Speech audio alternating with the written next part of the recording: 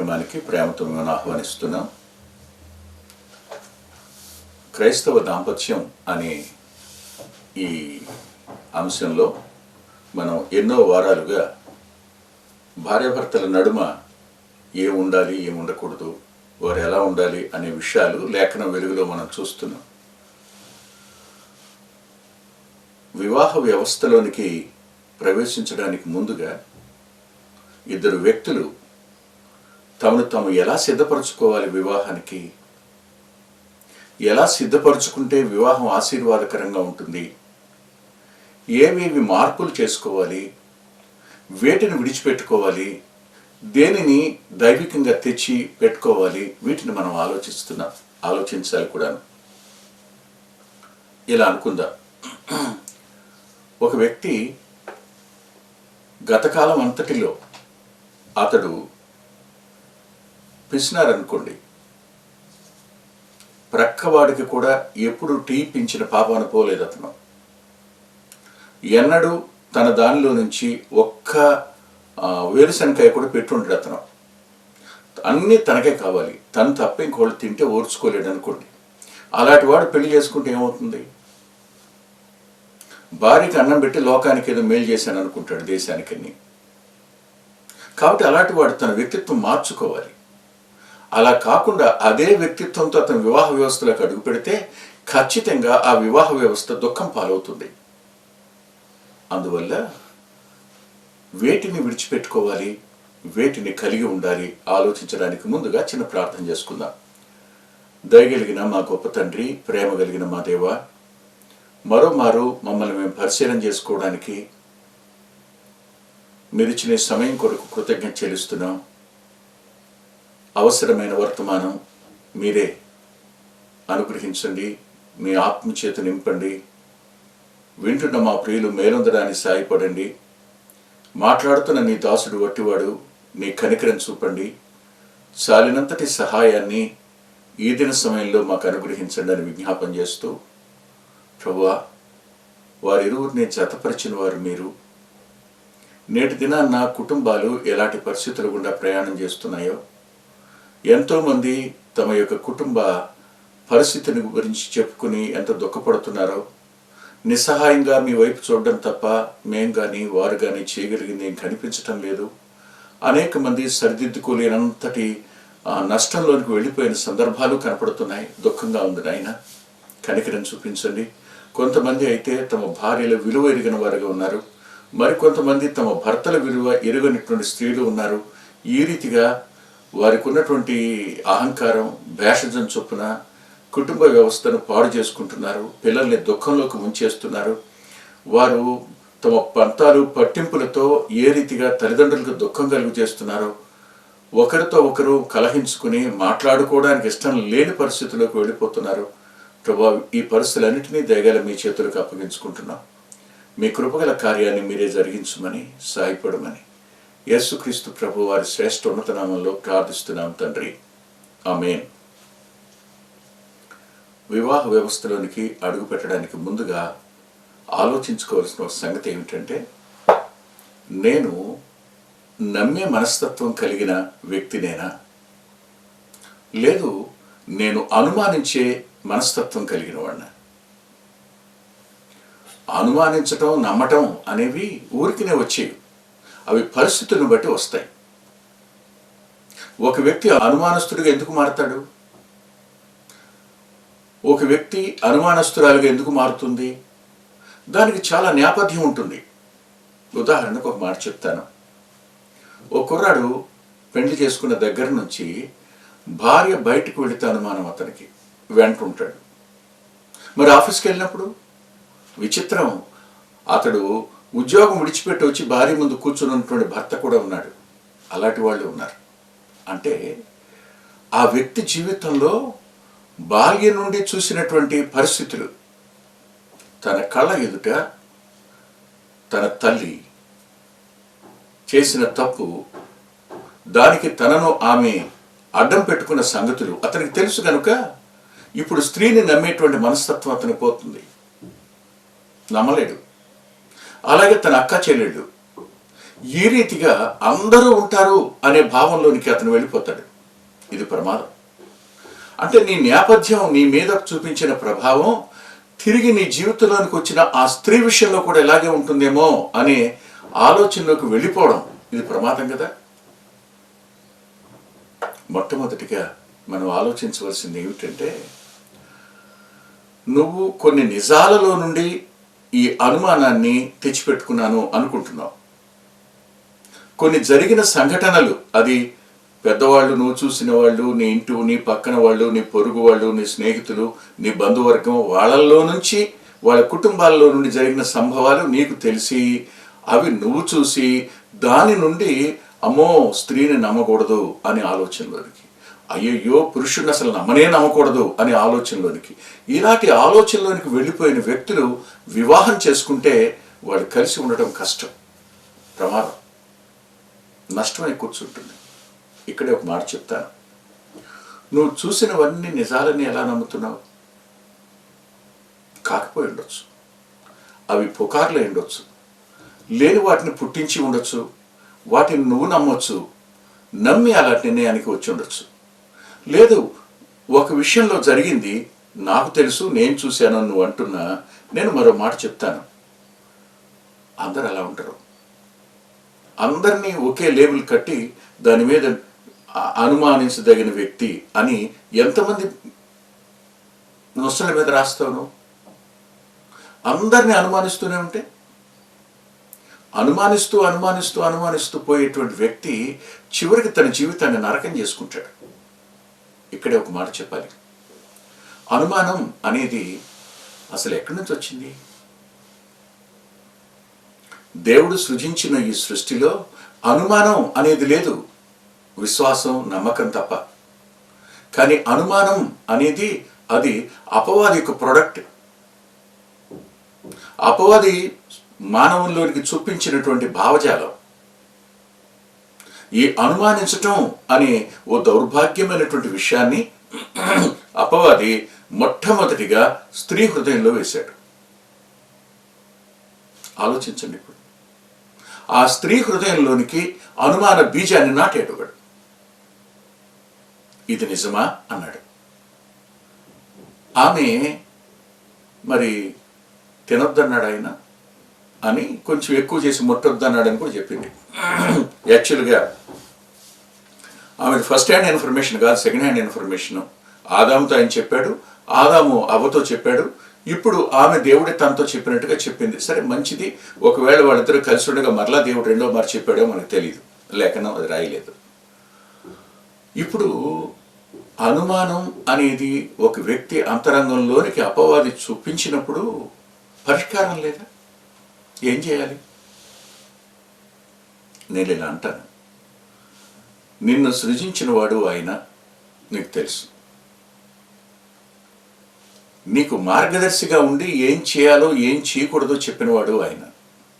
ఈ తోటకు కావలి కాయమని చెప్పాడు, ఈ తోటను సేద్యం చేయమని చెప్పాడు. నీతోనే కదా చెప్పాడు కావలి కాయమని. మరి ఇప్పుడు కొత్త వ్యక్తి లోపలికి వచ్చినప్పుడు, ఏ రూపంగానే రానివ్వండి, వచ్చినప్పుడు నిన్ను కాపు కాయమని చెప్పిన మాట నువ్వు నిర్లక్ష్యం చేసినట్టే కదా. రైట్, అది ఆపుదాం. లోపలికి వచ్చాడు, నీ అంతరంగంలోనికి అనుమానాన్ని చొప్పించాడు. ఎవరి మీద? నీ సృష్టికర్త మీద, నీ మార్గదర్శి మీద ఇప్పుడు అనుమానం తెచ్చాడు. అంటే నువ్వు దేవతలాగా మారిపోవడం ఆయనకి ఇష్టం లేదు కనుక తినొద్దు అన్నాడు. నువ్వు తింటే ఏమైపోతావు? నువ్వు తింటే చావవు. ఇది మాట. తింటే చనిపోతావని సత్యం చెప్పిన దేవునికిని, తింటే చావు అని అబద్ధం చెప్పినటువంటి అపవాదికి ఎంత వ్యత్యాసం ఉంది? అనుమానం నీ అంతరంగంలోనికి చొప్పించేవాడు నీ క్షేమాన్ని గురించి చెప్పేవాడు కాదు. నీ అంతరంగంలో నెమ్మది లేకుండా చేయడానికి కొత్త ఆలోచన విధానానికి వాడు సమకడుతున్నాడు. ఇక్కడే ఒక మాట అంటాను.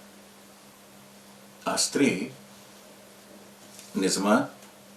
తింటే కళ్ళు తెరుచుకుంటాయా? తింటే నేను దేవతలాగా అయిపోతానా? ఒక మాట, నువ్వు ఇక్కడే ఉండు, సాయంకాలం అయ్యేటప్పటికి ఆయన వస్తారు, ఆయనను అడిగి చేద్దాం. ఒక మాట, ఎవరిని అడిగి చేయాలి? నీ మార్గదర్శి కదా ఆయన, వద్దని చెప్పిన వాడు ఆయన అడిగి నేను చేస్తాను ఉండు అను అంటే ఏం జరిగేది? అంటే అనుమానం అనేది పైన ఉన్న ఒక పండుగ పైన తోలు ఉంటుంది కదా, అది ఒలవనక్కర లేకుండా మింగేటువంటి ఒక ఫలం. అది ఈజీగా నీ లోపలికి వెళ్ళిపోతుంది, దానికంటూ ఒక స్థానం ఏర్పాటు చేసుకుంటుంది. అక్కడి నుంచి అది గుడ్లు పెడుతుంది, పిల్లలు పొదుగుతుంది, పెద్ద చేస్తుంది. అవి ఎంత పెరిగిపోతాయో చెప్పడానికి వీల్లేదు, అంతగా చేస్తుంది. నీ సహపాలి భాగస్తురాల్ని నమ్మకపోవడం అనేది నీ జీవితాన్ని దుర్భరంగా చేస్తుంది, అందులో అనుమానం లేదు. నీ జీవితాన్ని నెమ్మది లేకుండా చేస్తుంది. నీ జీవితంలోకి ఇప్పటి వరకున్న ప్రేమను చిదిమేస్తుంది. ఇప్పటి వరకు మీ ఇద్దరి మధ్యన ఉన్న ఐక్యతని నాశనం చేస్తుంది. ఒక్క అనుమానం సార్. ఆ అనుమానం ఎంత చేస్తుందో, ఎలా చేస్తుందో ఊహ కందని సంగతి. ఒక్క అనుమానం ద్వారా ఎన్ని కుటుంబాలు నాశనం అయిపోయాయో, ఎన్ని కుటుంబాలు విచ్ఛిన్నం అయిపోయినాయో అనుమానం. ఒక మాట అంటాను, చివరికి ఆ అనుమానించే వ్యక్తి భార్య పెట్టిన అన్నంలో కూడా అతనికి అనుమానమే, భార్య తెచ్చిన నీళ్ల విషయంలో కూడా అనుమానమే, భార్య వేసిన పడక విషయంలో కూడా తన అనుమానమే. ఇంకెలా బతుకుతాడో మీరు చెప్పండి. అనుమానం అనేది ఎంత ప్రమాదకరమైందో మీరు ఆలోచించి, ఇంత అనుమానించే నేను వివాహం చేసుకుంటే ఆ అమ్మాయిని, ఆ అబ్బాయిని నేను రోజు బాధ పెడుతూనే ఉంటాను కదా. ముందు నేను మారాలి. నా వ్యక్తిగత జీవితంలో నుండి ఈ అనుమానాన్ని నేను తీసివేసుకోవాలి. అనుమానాన్ని తీసివేసుకోవాలంటే ఎవరు కావాలి? నాకేం కావాలి? విశ్వాసమునకు కర్త కావాలి, విశ్వాసం కావాలి. ఈ రెండు లేకుండా నేను దీన్ని జయించటం నా వల్ల కాదు. ఇద్దరు కావాలి. విశ్వాసానికి కర్త కావాలి, విశ్వాసం కూడా నాకు కావాలి. ఈ రెండు నాలోకి రావాలి. ఇవి లేకుండా నేను ఎవరిని నమ్మలేని దుస్థితిలోనికి వెళ్ళిపోతుంటాను.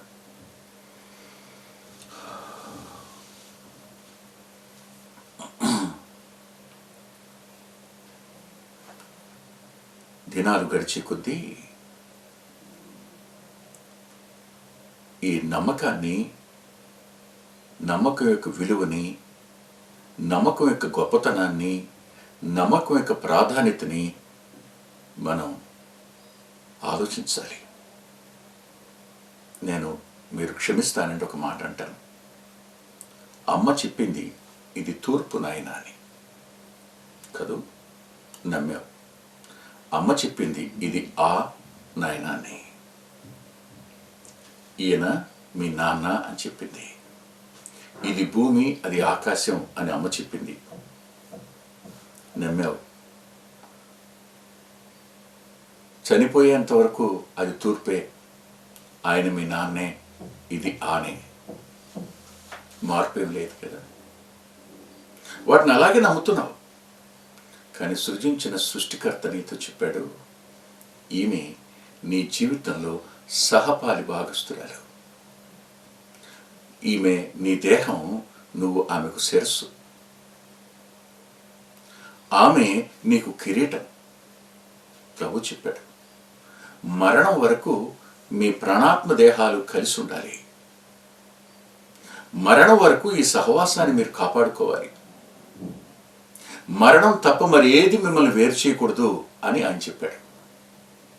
ఇలా చెప్పిన ఆ ప్రియరక్షకుని మాటని నువ్వు తోసేస్తున్నావు అంటే ఎవరిని నువ్వు తోసేస్తున్నట్టు? మీ ఇద్దరూ కలిసి ఒక ఒడంబడిక చేసుకున్నారు వివాహం దగ్గర, మరణము మనల్ని ఎడబాపు వరకు అని. అయితే మధ్యలో ఎవరో తారసపడితే, మధ్యలో ఏదో ఒక ఆలోచన వస్తే దానిని నువ్వు నీ మనసులోకి తీసుకుని దేవుని యొక్క నిబంధనను నువ్వు తోసేస్తున్నావు. నీ ఇష్టానుసారమైన జీవితానికి, విశృంఖలత్వానికి, నీ సొంత నిర్ణయానికి నువ్వు వెళ్ళిపోవడానికి ప్రయత్నం చేస్తున్నావు. ఇదెంత ప్రమాదాన్ని తెచ్చిపెడుతుందో ఎప్పుడైనా ఆలోచించావా? ఆలోచించొకసారి. నువ్వు అనుమానించటం ఆరంభించిన దగ్గర నుండి సరైన నిద్ర నీకుందా? సరిగా అన్నం తినగలిగావా? సరిగా మనసుంచి ఎవరితో మాట్లాడగలిగావా? ఏదైనా ఒక విషయాన్ని నువ్వు ఏకాగ్రతతో రాయగలిగావా? ఏమి లేవు కదా, ఏమి లేదు. కేవలం అనుమానించటం వల్ల భర్తలను హింసించినటువంటి భార్యలు, మానసికంగా చిత్రహింసలు పెట్టినటువంటి భర్తలు, అంతేకాదు శారీరకంగా కూడా భార్యని కొట్టినటువంటి భర్తలు. ఒక మాట చెప్తానండి, నీ దేహాన్ని నువ్వు కొట్టుకుంటావా? గాయపరుచుకుంటావా? ఎప్పుడు అలా చేయవు కదా, ఎన్నడూ అలా చేయు నీ దేహాన్ని. కానీ నీ భార్యను నువ్వు ఎలా కొడుతున్నావు? ఏ రీతిగా నువ్వెంతగా అలా మారిపోయావు? ఇది దేవుని యొక్క ప్రణాళిక నువ్వు అనుకుంటున్నావా? అలా భర్తను బాధ పెట్టడం దేవుని చిత్తమని నువ్వు అనుకుంటున్నావా? ఒకటేనండి, దేవుడు లేనివాడెవడో, అస్తిత్వం లేనివాడెవడో వాడు ఖచ్చితంగా తన జీవితాన్ని పెనం మీద నుండి పొయ్యిలోని పడవేసుకున్నవాడే. మర్చిపోకండి. ఇలా అంటాను, నీకు అనుమానాన్ని కలుగు చేసిన వ్యక్తి ఎవరు? అతని బ్యాక్గ్రౌండ్ నీకు ఏమైనా తెలుసా? ఒకసారి ఏదేళ్ళలోకి వెళదాం. నువ్వెవరు అని అడిగిందా? నీ నేపథ్యం ఏమిటి అడిగిందా? నువ్వెందుకు వచ్చావు అడిగిందా? నువ్వు వచ్చి నాకు చెప్పడానికి గల కారణం ఏంటి? నీకు నాకున్న సంబంధం ఏమిటి? నా మీద నువ్వు వలకబోస్తున్న ఈ ఆప్యాయత, అనురాగం ఎక్కడిది బాబు? ఏమీ ఆలోచించదు. అనుమానం అంటే నీ మనసును పక్షవాతం వచ్చేటట్టుగా చేసి చలనం లేని స్థితిలో నీలోనికి అడుగుపెట్టే ఓ విషక్రిమి అనుమానం. నీ మనసు స్తంభించిపోతుంది, నీ జ్ఞాపక శక్తి ఆగిపోతుంది, నీ ఆలోచన శక్తి కూడా ఉండదు, అసలు సున్నాకి వెళ్ళిపోతుంది.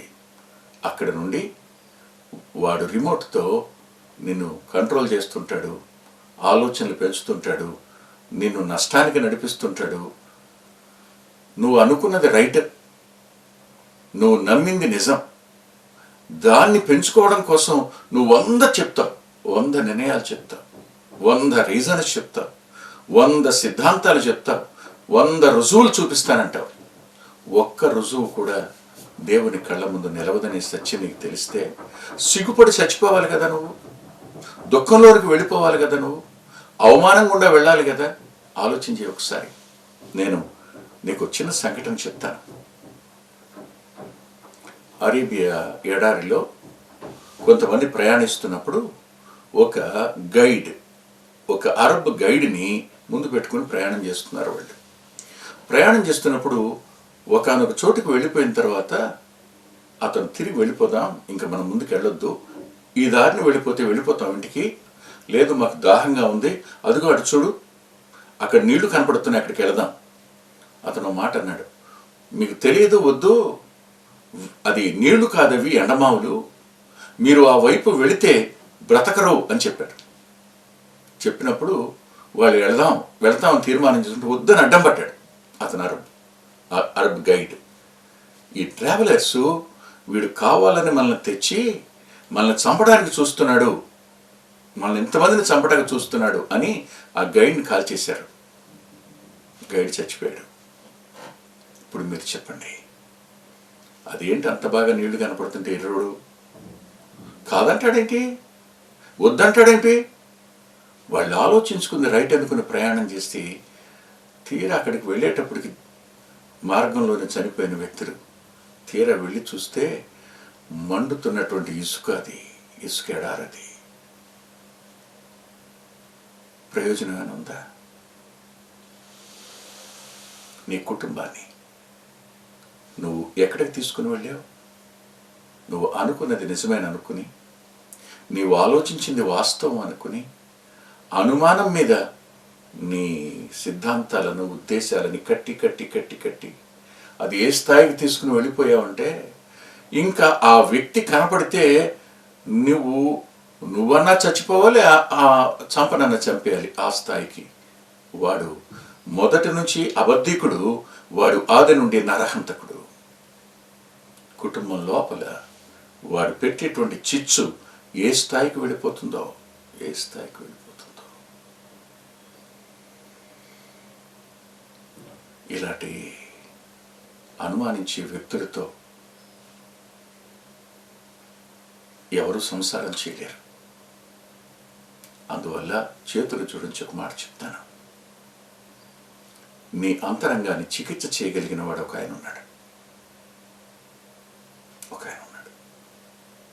ఒక భర్త చాలా అందంగా ఉంటాడు, భార్య సామాన్యంగా ఉంటుంది. కానీ ఇంత అందంగా ఉన్న వ్యక్తికి ఆమె మీద అనుమానం. ఇక వాళ్ళిద్దరూ ఆయన అనుమానాన్ని బట్టి ఎప్పుడు గిలికజ్జాలు ఆడుకోవడమే.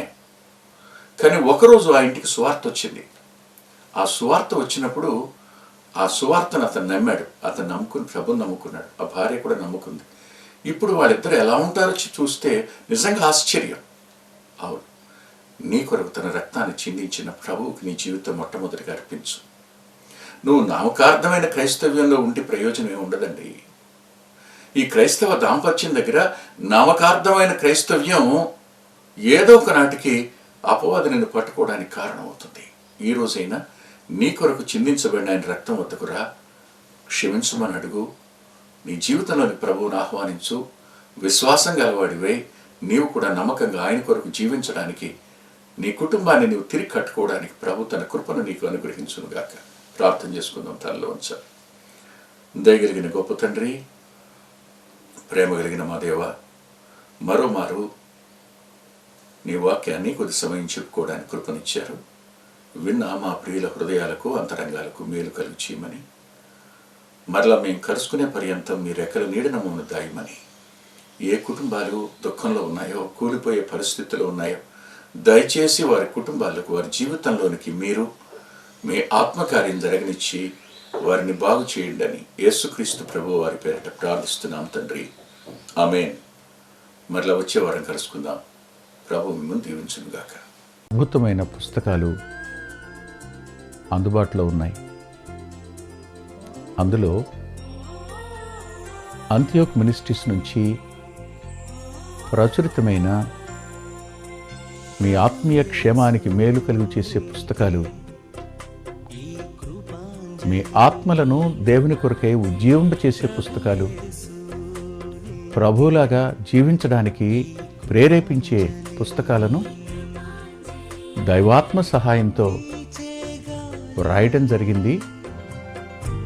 పిల్లల కొరకై చిత్రీకరించబడిన 5 DVDలు అందుబాటులో ఉన్నాయి. ప్రతి DVD పిల్లలను దేవుని కొరకు ఎంతగానో విశ్వాసాన్ని పెంపొందింపజేసేవిగాను, ఆసక్తిని కలిగించేవిగాను, ఆత్మలో ప్రభువుని హత్తుకునేట్టు చేసేవిగాను ఉన్నాయి.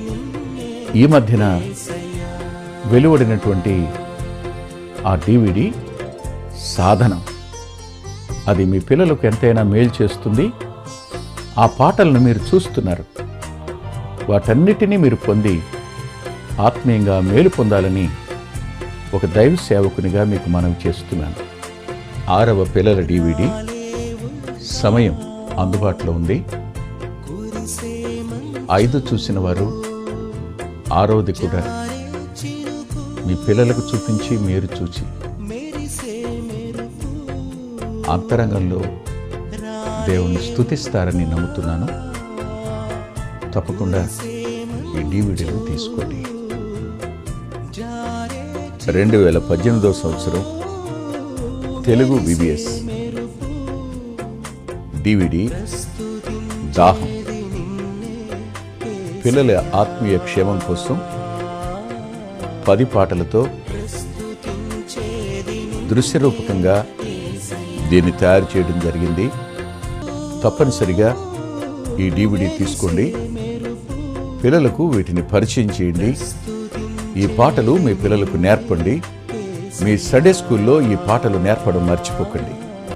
నూతనంగా వచ్చిన పిల్లల DVD ఐక్యత అనే టైటిల్ పెడదామనుకున్నాం, కానీ కలిసి ఉందాం అనేటువంటి టైటిల్ని పెట్టడం జరిగింది. కలిసి ఉందాం, అది పిల్లలకు ఎంతో ప్రయోజనకరమైన DVD. దానిని మీరు పొంది మీ పిల్లల ఆత్మీయ క్షేమాన్ని ఖచ్చితంగా చూస్తారని నేను నమ్ముతున్నాను. ఆ DVDని మీరు సంప్రదించి పొందవచ్చు. సాధు సాల్మన్ గారి జీవితం, ఆయన గోదావరి నది దగ్గర ఒక ఆశ్రమాన్ని స్థాపించి అనేక మందిని ప్రభువులోకి నడిపినవారు, అనేక మంది జీవితాలను ఆయన ప్రోత్సహించినవారు. ఎంతో ప్రోత్సాహకరమైన ఈ జీవితాన్ని చదివి మీరు తప్పకుండా ఆత్మీయమైన మేలు పొందుతారు. ఎంతో దిద్దుబాటు ఈ పుస్తకం మూలకంగా జరుగుతుంది. తప్పకుండా చదవండి. సహోదరుడు బక్సింగ్ గారి ద్వారా ప్రారంభమైన ఉజ్జీవం భారతదేశంలో ఎలా ఆరంభమైంది, అది ప్రపంచాన్ని ఏ విధంగా ప్రభావితం చేసింది, ఆ విషయమంతా ఆర్ఆర్ రాజమణి గారు తన జీవిత సాక్ష్యంగా వాటన్నిటినీ అందులో సమిశ్రితం చేసి చెప్పారు. ఒక అద్భుతమైన సాక్ష్యం, ఒక పరిచర్యకు ఒక నిదర్శనం, దర్పణం ఈ పుస్తకం. చదివిన ప్రతివారు తిరిగి ప్రార్థించడానికి ఆత్మచేత ప్రోత్సహించబడిన వారై మోకరించే అద్భుతమైన ప్రభావాన్ని చూపించే పుస్తకం వర్ష ఋతు సూర్యోదయం, మాన్సూన్ డే బ్రేక్ అనే పుస్తకానికి ఇది తర్జుమా. తప్పకుండా చదవండి. ఎంతో కాలంగా ఎదురు చూస్తున్న ఆనందం గారి జీవితం ఇప్పుడు మీ ముందుంది. మీ ఆత్మీయ మేలు కోసం ఆ పుస్తకాన్ని చదవండి. మా చిరునామా కృపాంజలి, బ్రదర్ పిల్లా వెంకటరత్నం, రామచంద్రపురం రోడ్, గుడివాడ, కృష్ణా జిల్లా, Andhra Pradesh. Our address Krupanjali, brother Pilla Venkataratnam, Ramachandrapuram road, Gudivada, Krishna district, Andhra Pradesh. Phone number 9490504299